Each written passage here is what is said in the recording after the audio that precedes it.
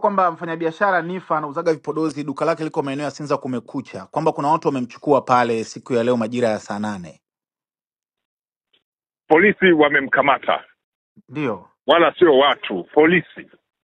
Sema polisi wamemkamata, mimi ndio nakwambia. Na ni kwa tuhuma zipi kamanda, au kwa ajili ya ishu gani kamanda? Anatuhumiwa kujihusisha na kuhamasisha watu kufanya fujo. Ndiyo. Siku ya kupiga kura, siku ya uchaguzi mkuu.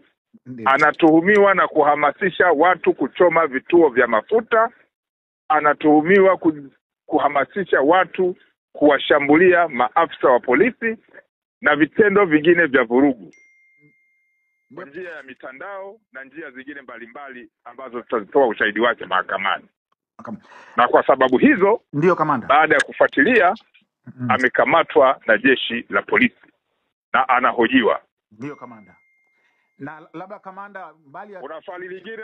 Mbali ya tuhuma hizo kamanda, kuna watu wengine ambao pia mnawashikilia kutokana na tuhuma hizo? Una swali lingine kuhusu Nifa ambaye ulikuwa unamuelezea? Hapana kamanda.